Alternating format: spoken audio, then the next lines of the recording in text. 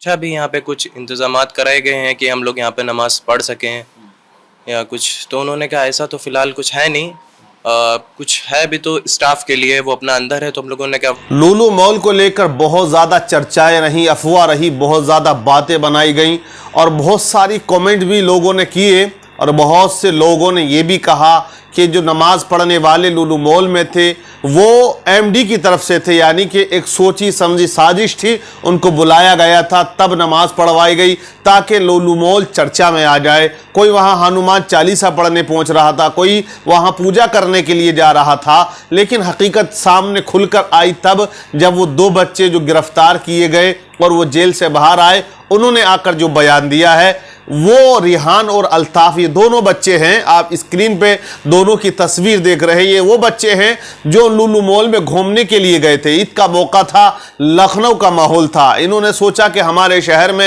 एक नया मॉल खुला है, क्यों ना हम वहां जाकर कुछ सैर व तफरी कर लें, कुछ खा पी लें और वहां जाकर थोड़ा सा सैर व तफरी का एक मजा लेकर आ जाएं, या वहां देख कर आए कि लुलु मॉल बना कैसे है, जो इतनी बड़ी लागत इतनी बड़ी कीमत से बनाया गया। बहुत ज्यादा ये चर्चा का बाजार गर्म रहा।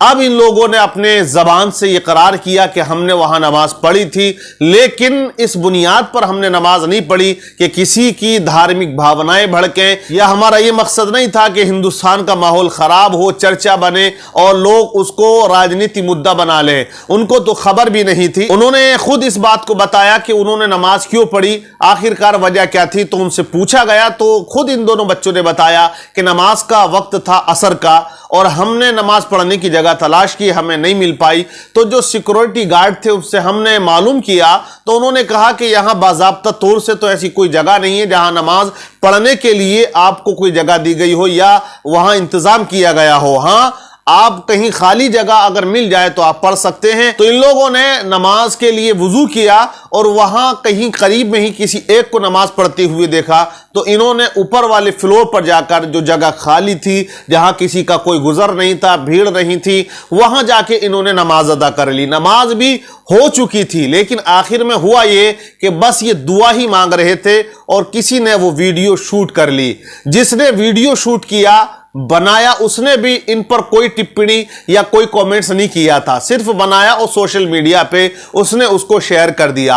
अब उस बात को इतना टारगेट किया गया, इतना हंगामा हुआ, आप सब जानते हैं कि किस तरह पूरी दुनिया के अंदर हंगामा आराई हुई लुलु मॉल को लेके। उसका नाम भी फेमस हो गया, जो नहीं जानते थे वो भी जान गए, उसका इंट्रोडक्शन भी हो गया और लोग जो ना जाने वाले थे आखिरकार वो इस बुनियाद पर लुलु मॉल को देखने के लिए भी पहुंचे और वहां खरीदारी करने के लिए भी पहुंचे। तो जो काम लुलु मालिक को बरसों में होना था वो बरसों में नहीं, वो चंद दिनों में होकर उनका काम तो पूरा हो जाता है। लेकिन इन बच्चों का क्या कसूर था, इन्होंने सिर्फ 4 रकात नमाज असर वहां पे पढ़ी थी, लेकिन इनको ये खबर ना थी कि हमारी बात को या हमारी इबादत को या हमारी नमाज को इतना बड़ा मुद्दा बना के पूरे हिंदुस्तान का माहौल खराब कर दिया जाएगा। इन बच्चों को गिरफ्तार किया गया। 3 दिन के बाद तो इन लड़कों को पता चला कि सोशल मीडिया पर जो 18 सेकंड की वीडियो चल रही है, आखिर में जो दुआ मांग रहे थे बस उसी की वीडियो बनाई गई थी और वो शेयर कर दी गई है। इनको यह भी खबर ना थी कि इतना हंगामा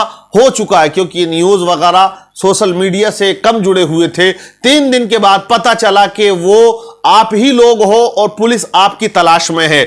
आपकी नमाज पढ़ने की वजह से इतना हंगामा पूरे हिंदुस्तान में बर्पा हो चुका है। तो ये लोग इतने खौफजदा और घबरा गए कि घर में ये निकलना इनका मुश्किल हो गया। लोगों ने मशवरे दिए कि आप घर छोड़ दें, आप शहर छोड़ दें, आप कहीं दूर चले जाएं, कहीं आप निकलें तो लोग मार ना दें। बहुत ज़्यादा तूफान और बहुत ज़्यादा घबराहट इनके दिलों में लोगों ने पैदा कर दी। लेकिन आखिरकार 2-4 दिन इनके अंदर ये हौसला आया और आखिरकार पुलिस इनके घर पे पहुंची, इनको लेकर गई और ले जाकर इनसे बयान लिया। बयान लेकर इनको जेल भी भेजा गया। आप अंदाजा लगाएं कि सिर्फ इस बुनियाद पर कि इन्होंने नमाज पढ़ी थी। इन्होंने किसी का कत्ल नहीं किया, चोरी नहीं की, किसी को सताया नहीं, किसी को मारा नहीं, किसी से झगड़ा नहीं किया, कोई भी किसी तरह का कोई गैर कानूनी काम इन्होंने नहीं किया।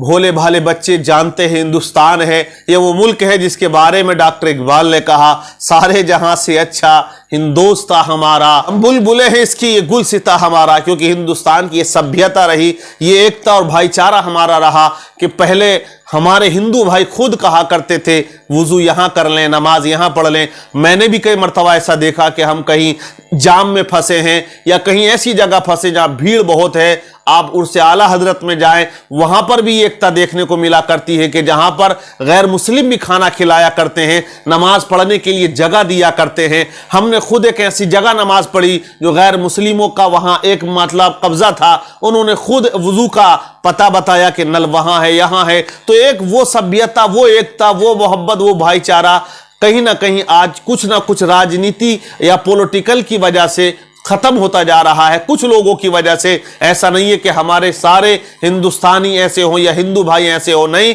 बहुत से ऐसे भी आज हैं जो मोहब्बत करते हैं, एकता को बनाए रखने की वो कोशिश करते हैं और इंसान से प्यार करते हैं। किसी की इबादत पे वो किसी तरह की कोई टिप्पणी नहीं किया करते। लेकिन बस 4 रकात नमाज लूलू मॉल में इन बच्चों ने पढ़ी तो इतना हंगामा हुआ कि इन्हें खुद अफसोस है कि हमने ये क्या कर दिया।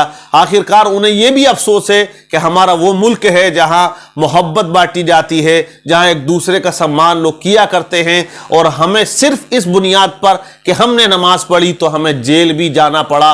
और इतना हंगामा हमारी वजह से हिंदुस्तान में हुआ कि लोगों ने आसमान सर पे उठा रखा था। तो जरूरत इस बात की है कि हम लोगों को ये चाहिए कि हम एकता के साथ मुल्क में रहें, किसी तरह की कोई टिप्पणी किसी की इबादत पे ना करें। आप देखें अभी कावड़ यात्राएं निकली हैं, हमारे मुस्लिम भाइयों ने, हमने देखा कि किस तरह से इस्तकबाल किया, फूल बरसाए और उनको खिलाना पिलाने का भी एहतमाम और इंतजाम किया गया। यही हिंदुस्तान को महान बनाता है कि यहां सभी धर्म के लोग रहते और एकता से रहते हैं। आज बहुत से डिबेट में भी इस बात को कहते हैं कि देखो मुसलमान कितने अमन और चैन से हिंदुस्तान में रहता है। हम भी मानते हैं कि यहां बड़ा चैन है, ये मुल्क हमारा है, इस धरती से हमें प्यार है, इस मुल्क से हमें प्यार है। लेकिन कुछ ऐसे लोग हैं जो इल्जाम तराशी करके कहीं ना कहीं मुसलमानों के दिल और दिमाग को भटकाने की कोशिश में लगे रहते हैं। उनके दिल को ठेस पहुंचाने की उन्होंने कसम खा रखी है। किसी ना किसी तरह से वो अपना वोट बैंक बनाने की कोशिश किया करते हैं। लेकिन ऐसी राजनीति जिसके अंदर मोहब्बत ना हो, नफरतें बढ़ जाएं, वो बेहतर नहीं हुआ करती है, ना करने वालों के लिए और ना उनके मुस्तकबिल फ्यूचर के लिए हुआ करता है। क्योंकि ऐसे में नौजवान भटकते हैं, आवाम भटका करती है, मुल्क की हवा फजा खराब हुआ करती है। जिस तरह आपने लूलू मॉल के बारे में सब कुछ जान लिया और पहचान लिया। बहरहाल